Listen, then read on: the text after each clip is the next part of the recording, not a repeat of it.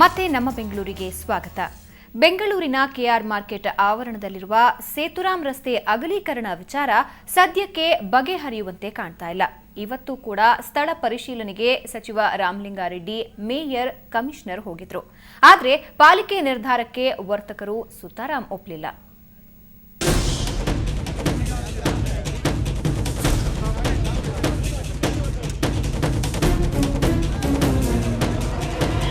BBMP ಮತ್ತು K R ಮಾರುಕಟ್ಟೆ ವರ್ತಕರ ನಡುವಿನ ಸಂಘರ್ಷ ಮುಗಿಯುವ ಲಕ್ಷಣಗಳು ಕಾಣ್ತಾ ಇಲ್ಲ.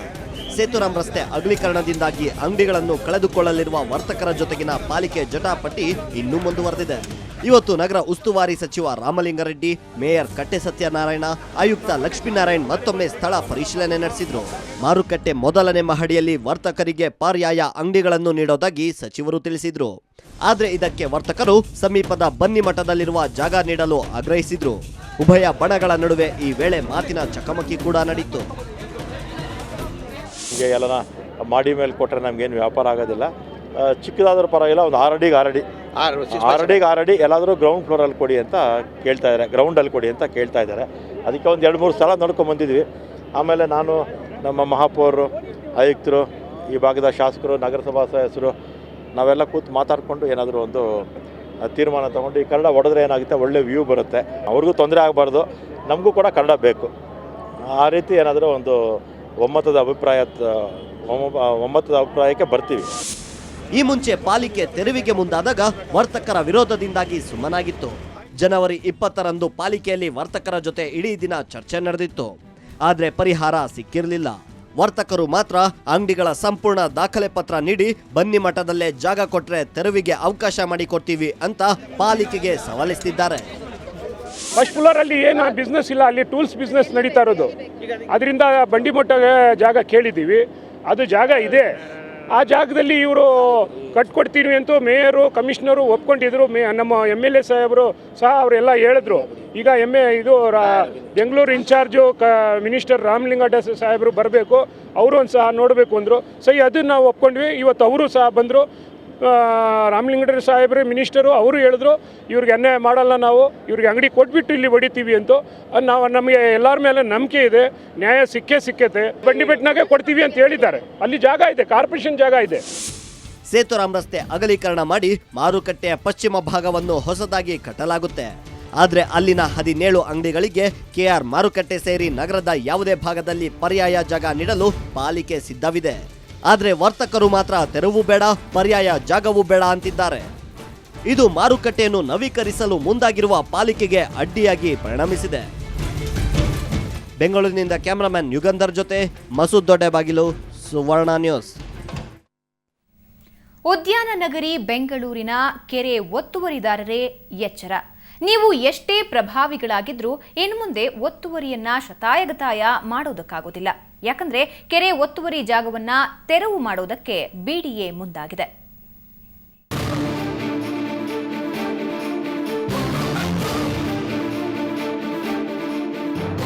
ಶಾಲೆಯಿಂದ ಹಿಂದಿರುಗ್ತಾ ಇದ್ದ ಮಕ್ಕಳ ಕಣ್ಣಲ್ಲಿ ಆತಂಕ, ಅಪಾರ್ಟ್ಮೆಂಟ್ ನಿವಾಸಿಗಳ ಮೊಗದಲ್ಲಿ ದುಗುಡ, ಸಿಟ್ಟು. ಇದಕ್ಕೆಲ್ಲ ಕಾರಣ ಬೆಂಗಳೂರಿನ ಬನ್ನೇರುಘಟ್ಟ ರಸ್ತೆಯ ಮೀನಾಕ್ಷಿ ಲೇಔಟ್ನಲ್ಲಿಂದು ಜೆಸಿಬಿಗಳು ಘರ್ಜನೆ ಮಾಡಿದ್ದು.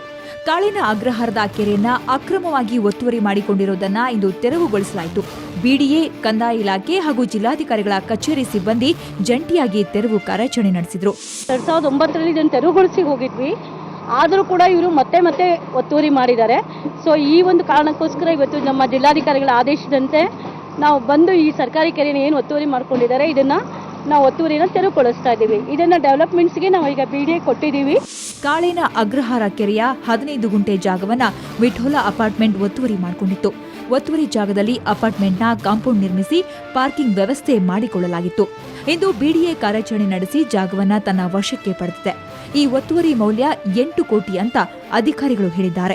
ನಮಗೆ ಗೊತ್ತಿರೋ ಮಟ್ಟಿಗೆ, ನಮ್ಮ ಹತ್ರ ಇರೋ ಪೇಪರ್ಸ್ ಮಟ್ಟಿಗೆ ನಮಗೆ ಗೊತ್ತಿಲ್ಲ. ಆ ಬಿಲ್ಡರೇ ಹೇಳಬೇಕು. ಅದು ಬಿಲ್ಡರ್ ನಮಗೆ ಕೊಟ್ಟಿರೋ ಪೇಪರ್ಸ್ ಪ್ರಕಾರ ನಮ್ಮದು ಏನು ಎನ್ಕ್ರೋಚ್ಮೆಂಟ್ ಇದೆ ಇಲ್ಲ ಅಂತ ಹೇಳಿದ್ದಾರೆ.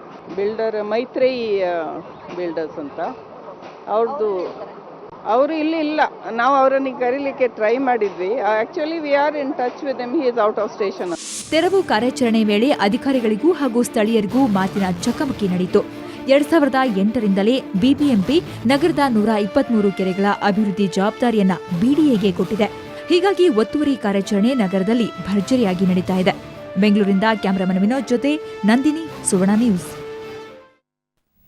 ಇವತ್ತು ಬೆಂಗಳೂರಿನಲ್ಲಿ ಕೆನರಾ ಬ್ಯಾಂಕ್ ತನ್ನ ಪ್ರಧಾನ ಕಾರ್ಯಾಲಯದಲ್ಲಿ 3ನೇ ತ್ರೈಮಾಸಿಕ ವರದಿಯನ್ನ ಸಲ್ಲಿಸಿತು. ಕೆನರಾ ಬ್ಯಾಂಕ್ ಒಟ್ಟು 4,914 ಕೋಟಿ ರೂಪಾಯಿ ಲಾಭ ಗಳಿಸಿ ತನ್ನ ಬ್ಯಾಂಕಿಂಗ್ ಕ್ಷೇತ್ರದಲ್ಲಿ ಹೊಸ ದಾಖಲೆ ನಿರ್ಮಿಸಿದೆ. ಪ್ರತಿ ವರ್ಷ ,17.2% ಪ್ರಗತಿ ಹೊಂದಿದೆ. ಇನ್ನು ಮುಂಬರುವ ವರ್ಷಗಳಲ್ಲಿ ತನ್ನ ವ್ಯವಹಾರವನ್ನ 7 ಲಕ್ಷ ಕೋಟಿ ರೂಪಾಯಿಗೆ ಮುಟ್ಟಿಸುವ ಗುರಿ ಹೊಂದಲಾಗಿದೆ ಅಂತ ಬ್ಯಾಂಕ್ನ ಕಾರ್ಯಕಾರಿ ನಿರ್ದೇಶಕ ಅಶೋಕ್ ಕುಮಾರ್ ಗುಪ್ತಾ ತಿಳಿಸಿದರು.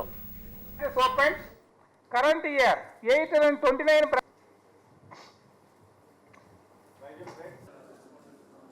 growth in credit has been approximately 914 crore, increase of 17.2% this quarter, and 1,106 crores in 0.77 in the last December. We are made. ಆ ಪುಟ್ಟ ಪೋರನ ಹೆಸರು ಗಗನ್. ಆಕಾಶದೆತ್ತರದ ಕನಸು ಕಾಣುವ ಪುಟ್ಟ ಪೋರನ ಸಾಧನೆ ಕೂಡ ಅಷ್ಟೇ ವಿಸ್ತಾರವಾದದ್ದು. ಎಲ್ಲರೂ ರಸ್ತೆಯಲ್ಲಿ ಸ್ಕೇಟಿಂಗ್ ಮಾಡಿದ್ರೆ ಈ 4 ವರ್ಷದ ಪೋರ ಗಗನ್ ಕಾರಿನಡಿಯಲ್ಲಿ ನುಸುಳಿ ಸ್ಕೇಟಿಂಗ್ ಮಾಡ್ತಾನೆ. ಆ ಸ್ಕೇಟಿಂಗ್ ಪೋರ ಇದೀಗ ವಿಶ್ವ ದಾಖಲೆ ಮಾಡಿದ್ದಾನೆ. ಹೇಗೆ ಇದನ್ನ ನೋಡ್ತಾ ಇವತ್ತಿನ ನಮ್ಮ ಬೆಂಗಳೂರು ಮುಗಿಸೋಣ. ನೇರ, ದಿಟ್ಟ, ನಿರಂತರ ಸುದ್ದಿಗಾಗಿ ನೋಡ್ತಾ ಇರಿ ಸುವರ್ಣ ನ್ಯೂಸ್.